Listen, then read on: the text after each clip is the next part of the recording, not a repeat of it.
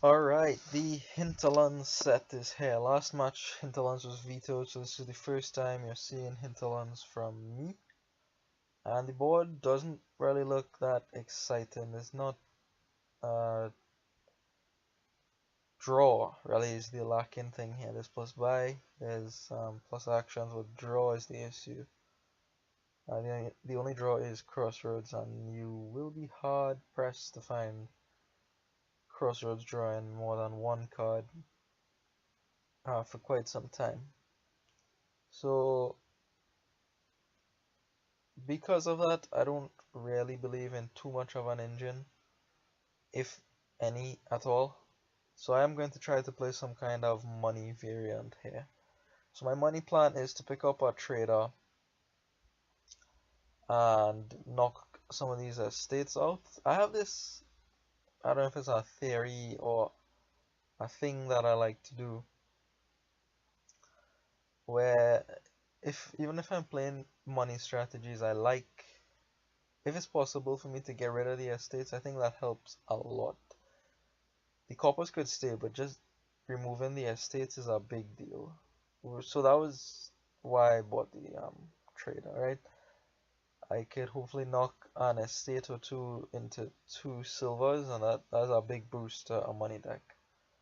On the other hand, my opponent is going for something a bit different. They've picked up a highway at Crossroads so far,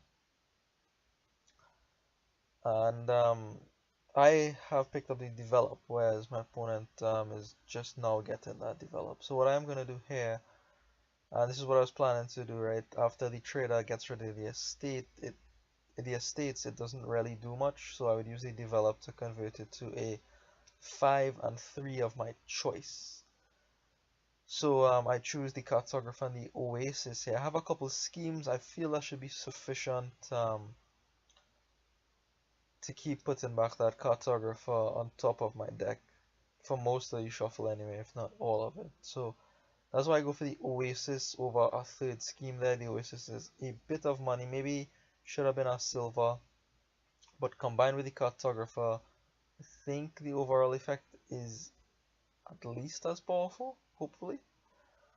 Anyways, it gets me up to gold. What I mean is the cartographer will show me the top 4 cards, and I can select which one is the top card and have the oasis draw that. So if it was just a silver, then I was at the mercy of whatever was on top of the deck, and I couldn't pull any of the things that the cartographer would see. But with the oasis, I was able to get the top card, which I could select to my favor with the cartographer. Anyways, so now the lines are being drawn more clearly, right? You see my opponent going for a lot of highways. So it seems like they want to do something with what I was thinking here is highways and develop, right? So couple highways and you could develop your coppers into schemes, for example, which is pretty nice to turn coppers into schemes. I am still going along with my money plan here, and I pick up a nomad camp here. I know there's no develop in the back, meaning in the rest of my deck here. And nomad camp could come in useful. The buy, that is, could come in useful during this game. I might be able to pick up odd crossroads or another oasis or scheme along the way. And what ends up happening here is just that I have 10 and I am going to go straight for the province here and pick up a crossroad. So I have 2 green cards in my deck, 1 province and 1 estate. The 1 estate eluded the develop and the trader, but now hopefully it can still be of some use if the crossroads finds it. So here you see the structure of my deck, right? I have a cartographer, a couple schemes, and the develop with the nomad camp for my terminals. So my idea is that I can keep that cartographer on the top of my deck for a long time, and it would give me if not good hands this turn, definitely good hands the turn after that. So hopefully I can try to balance out my money and not draw too much money all at once, and just set up myself for good turns as long as I play a cartographer. So, just put some silver, put some gold, have a cartographer sift through and find your things. So for example here I can get rid of this province and the develop, I'm not using any of that, and I can actually leave the gold for the turn after that, right? And 9 here is enough for me to pick up another province. I had to play the scheme there so that I could stick the cartographer back on top of the deck. So this hand isn't so great, but we'll see what the cartographer can give me. So now my opponent has, what, 3 highways, 4 highways, how many? 5 highways? They've an inn, couple nomad camps, and the crossroads. And they haven't trashed any of their estates with the develop, which is smart of them, right? You need to keep the estates around to draw with crossroads, and hopefully the inn will be able to line up crossroads with more green cards and get more draw that way. So more building for my opponent, more highways and more nomad camps. And the nomad camp is a bit of an inconvenience to him, I imagine, because it goes on the top of your deck. But anyway, so he's going that way. I need to start hitting up province a turn from here on just to apply that pressure to my opponent, and I am doing okay with that pressure. I do have 3 provinces. If I can get 2 more before he puts 100 highways and 50 nomad camps in play, that would be excellent for me. There's no other source of VP on the board, and here we see this is a fairly stallish turn for my opponent. Just the 1 highway and a nomad camp. That's not great. Get picking up on another nomad camp. So here I don't play the cartographer. I actually have a different idea here. I'm going to discard it with the oasis, and I am going to buy an inn.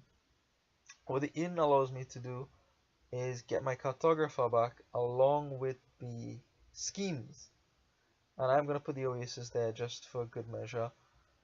It's 1 coin, right? And it'll probably draw me into something good. So I do set up not just this hand, but maybe 2 or 3 hands later on, and hopefully that'll give me 2 provinces that I so want. So 7 here, 3 nomad camps coming out for my opponent, still building with the highways. In is such a nice utility card, it's brilliant, it's an excellent card, and well timed in could just kickstart you to kickstart an excellent turn for you and really stabilize you, much like Tactician or Madman. They just give you that one big turn, and then you could get, all your pieces in the correct place, and then you're set to go from there. So here, buying the inn sets me up nicely, and the inn also finds me enough money for province number 4, and I'm going to stick back the cartographer and the inn here as well, as opposed to the scheme. There was some consideration to the scheme there so I could get the cartographer back for a second time, but I figure the inn is going to be very good, especially seeing as how I didn't see too many green cards in that first part of my shuffle, so there's quite a few in the back here, so the cartographer can clear off some, and hopefully the inn could cycle past some. Another weak turn for my opponent. The engine isn't coming together at all for them. They're not getting as many highways in play as they would like, and I did expect it to be quite difficult, right? I mean, using just the crossroads and the inn, I don't know, the trashing really wasn't there with the develop. I think it is a bit unlucky that he hasn't had better turns at this point, but I mean, I'll take it, of course. But at the same time, I don't know how well the engine would have come together for my opponent. So still, nothing happening here. He's now picking up schemes to try to, stack back a bunch of highways and get them rolling that way. This crossroads gets me 2 cards, which is excellent, and I'm going to develop a copper here. In the event that a shuffle is caused, then the crossroads has a better chance of finding a green card. That was my idea behind developing. I could have developed the gold into a duchy, but I think buying it is just better. Going to refuse the duchess at this point, no need for it, and this is a very lucky hand for me, right? This kind of effectively seals the game for me. And just in time too, as my opponent lays out what 7 or 8 highways there, just for him to find the plus buys that he needs, and he does get 3 nomad camps down. So 4 buys for him, but he could empty the provinces, but it's not going to be on our win. And decides to go for points now, picking up 3 or 4 duchies, I believe, which cost absolutely nothing. But yeah, province number 5 for me, I believe, here, or 6, is really just going to be the final nail in the coffin here. I'm very close to 50% of the victory points. Another duchy should put me there, or at exactly 50%. I'm not 100% sure. And it looks good. I have a couple schemes here and $3 in hand. I should be able to get the duchy, and then after that just chip at the estates until I have 50% of the VP and can't do anything after that. So we'll see here if the schemes get me to 5. If they do, that'll be excellent. My opponent buys an in here, trying to set up their next turn. Of course, getting all the action cards back. And scheme, and the cartographer is here. That's stellar cartographer, that's single cartographer. A couple of these schemes is going to pull me out of the hole here and get me to 5. And I'm gonna leave the Oasis on top of my deck so that I could probably get 5 on the next turn, and that'll be 50% of the VP and the game. And actually, upon buying this duchy, my opponent resigns. I think it's 50% at this point, so there's no point in playing further. So I take the Hinterlands set. Thanks for watching, and I will see you in the next set, which should be Dark Ages, I believe. So see you then. Thanks for watching.